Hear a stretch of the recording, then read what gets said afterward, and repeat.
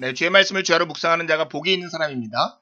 오늘은 책별로 성경 어떻게 읽을 것인가 스가랴 2부 이제 말씀을 읽으면서 산책하기에 들어가 보겠습니다. 스가랴의 내용은 이상들과 예언들 두 단어로 크게 요약할 수 있습니다. 1장에서 8장은 8가지 이상들이 나오는데요. 성전을 재건하도록 공동체와 지도자를 격려하기 위한 것이죠. 9장에서 14장은 크게 2가지 예언이 나오는데 장차 죽임을 당하지만 결국에는 승리하실 왕이 오실 것을 예언하는 말씀들입니다. 이제 성경책을 펴고 말씀을 읽으면서 산책을 해볼까요? 스가랴 1장 1절에서 6절은 서론으로서 너희는 내게로 돌아오라는 하나님의 외침이 담겨져 있습니다. 스가랴는 하나님이 백성들에게 선포하라고 스가랴에게 하신 말씀이 기록되어 있는 것인데 언약이 여전히 유효하기 때문에 순종하고 내게로 돌아와서 성전을 재건하도록 격려하는 말씀이죠. 그래서 스가랴 1장 3절에 보면 그러므로 너는 그들에게 말하기를 만군의 여호와께서 이처럼 이르시되 너희는 내게로 돌아오라 만군의 여호와의 말이니라 그리하면 내가 너희에게로 돌아가리라 만군의 여호와의 말이니라. 이또의 손자였고 베레가의 아들이었던 이 스가랴가 학교와 동시대에 선언한 말씀이죠. 스가랴 1장 7절에 17절은 첫 번째 이상입니다. 말을 탄 사람들이 나오죠. 우리가 주목거에 살펴본 것처럼 이상들은 세 가지 패턴, 단계를 통해서 계속 이루어지잖아요. 이상을 기술하고 그 이상에 대해서 스가랴가 질문하고 그 질문에 대해서 천사가 답변하는 형식으로 기록되어 있습니다. 말을 탄 사람들, 온 땅을 두루 다니며 순찰하는 자들이었는데 그들이 돌아봤더니 아무런 소음도 없이 평온하다는 것을 알게 됩니다. 망치 소리가 들리고 성전을 재건하는 일이 있어야 하는데 아무 일도 일어나지 않는 것이죠. 그래서 하나님은 예언의 말씀을 덧붙이십니다. 그러므로 여호와가 이처럼 말하노라 내가 불쌍히 여김으로 예루살렘에 돌아왔은즉 내 집이 그 가운데 건축되리니 예루살렘 위에 먹줄이 쳐지리라 만군의 여호와의 말이니라.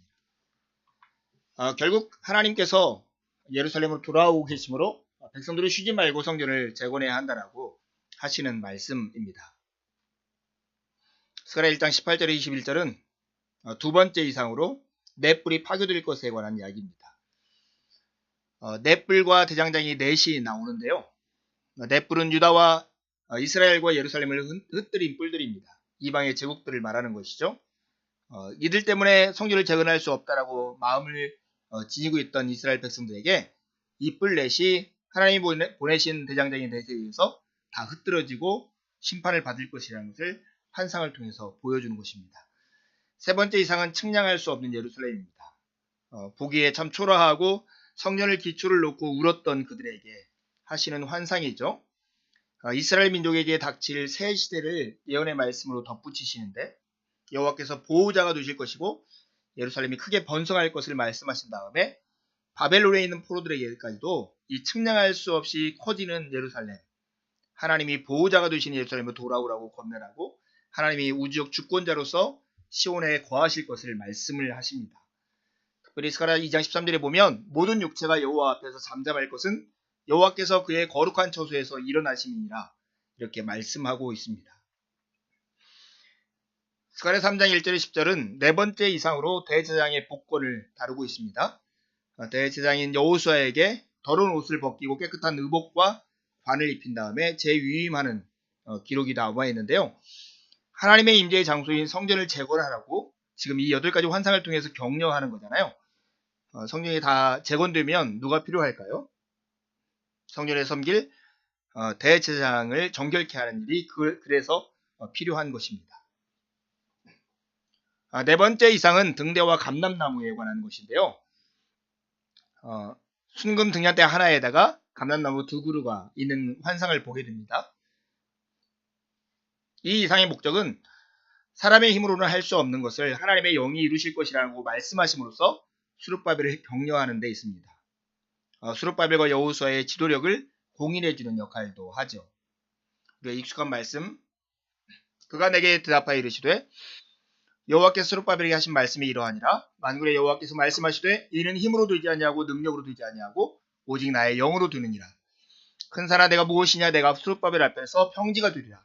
그가 머릿돌을 내놓을 때에 무리가 외치기를 은총이 그에게 있을지어다 하리라 하셨고, 수룹바벨 같은 총독의 입장에서 보면 이전에 있었던 다윗 솔로몬이 지었던 성전, 그 성전과 비교할 때 자기들은 초라하기 그지 없었을 거 아니에요. 그들에게는 힘과 능력이 있었는데 자기에게는 없었다고 생각했을 거예요. 그런 수룹바벨에게 하나님께서 하시는 말씀이 이거죠. 야, 힘과 능력으로 되지 않고 나의 영으로 돼. 네 앞에 있는 산과 같이 산더미 같은 문제들 평지처럼 될 것이다. 이런 약속을 하심으로써 성전을 재건하도록 격려하는 것입니다. 여섯 번째 환상은 날아가는 두루마기 환상인데요. 날아가는 두루마기는 온 땅 위에 내리는 하나님의 저주를 뜻하는 것입니다. 이 규모가 20규빗에 10규빗인데 성전의 성소의 규격과 같은 사이즈입니다. 유다에서 계속 자행되는 악이 그 땅에서 사라질 것이라는 것을 이 환상을 통해서 말씀하시죠. 일곱 번째 환상은 광주리 속의 여자에 관한 환상입니다. 이 에바라는 곳이 있고 에바 속에 여인이 갇히고 나부로 봉인된 다음에 날개가 있는 여인 둘이 이 에바를 바벨론 신할 땅으로 옮겨가는 것이 이 환상의 내용인데요. 백성들은 바벨론 포로생활에서 돌아올 것이지만 바벨론은 멸망당할 것이고 성전은 재건될 것이다. 그렇다면 악은 어떻게 될까? 이런 질문이 생겼을 때 이 환상을 통해 답을 하시는 거죠. 악은 바벨론으로 영원히 추방될 것이다. 그러니 성전을 재건해라. 안심하고 담대하게 하라. 이것이 이 환상의 목적입니다. 여덟 번째 환상은 내 병거. 첫 번째 환상과 쌍을 이루게 말이 나옵니다.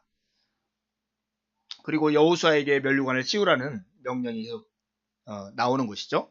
말이 끄는 병거를 탄 새로운 순찰자 4명이 온 세상을 두루 다닌 후에 평온하다는 것을 알게 됩니다. 이제 성전을 재건할 시간이 되었음을 알려주려는 목적이 있습니다. 이 8가지 환상을 통해서 결국은 하나님이 스가랴를 통해서 이스라엘 백성들과 지도자인 수룹바벨과 여호수아에게 하려고 했던 내용, 내게로 돌아와서 다시금 성전을 재건하라 하는 명령을 하기 위한 것입니다. 그 이후에 7장 1절에서 8장 23절은 금식에 관한 질문을 통해서 하나님이 예루살렘에 대해서 어떻게 할 것인가 하나님의 계획을 나타내는 장면인데요. 예루살렘의 멸망을 기억하면서 행한 특별한 금식에 관한 질문을 베델의 대표자들이 와서 해요. 그것에 대해서 답변을 하죠. 그들은 예루살렘 성이 멸망했을 그 5월과 그달리아 왕이 잡혀갔을 결국은 7월을 기념해서 예루살렘 멸망에 대하여 계속 애통하고 금식하는 일을 했는데 이걸 계속해야 하는가를 묻는 거죠. 결국 답은 하나님이 금식이 즐거움과 희락의 절기가 되게 할 것이라는 걸로 매듭을 짓습니다. 그 중간에 보면 언약에 대한 순종이 없는 금식, 그 금식은 아무런 의미가 없다라고 심판을 하시면서 참된 금식의 의미가 무엇인가 8장에 보면 자비와 공의를 행한다는 것, 이것이 함께 나타날 때만 참된 금식이다 하는 것을 말씀하시고 가운데 핵심의 부분은 장차 회복될 예루살렘의 모습을 통해서 백성들을 고무시키는 역할을 이 말씀을 통해서 해주시고 성전을 재건하라는 격려가 8장 9절에 13절에 나옵니다. 마지막 8장 20절에서 23절에 보면 이방인들이 받을 복을 포함하고 있는 아브라함의 언약이 성취될 것을 예고하는 것으로 이 단락이 매듭을 짓죠. 스가랴 9장 1절에서 11장 17절은 시온의 왕과 하나님의 백성들의 영광스러운 미래에 대한 이야기인데요. 이건 초기 선지자들의 시적인 유형을 그대로 따라서 하고 있습니다. 주변 나라에 대한 심판에 대한 이야기가 9장 1절에서 8절에 나오고 다윗 자손으로 나실 왕이 오실 것이다. 이 이야기가 9장 9절에서 17절에 나옵니다. 이건 메시아가 다스릴 평화의 왕국을 이야기하는 것으로 예수님이 예루살렘 성에 입성하실 때 나귀 새끼를 타고 오시는 그 예언이 바로 이 대목에서 나옵니다. 그리고 거짓 목자들에 대한 정죄의 선언이 세 군데 이렇게 나오는데 이 거짓 목자들은 이방의 통치자들을 말하는데요.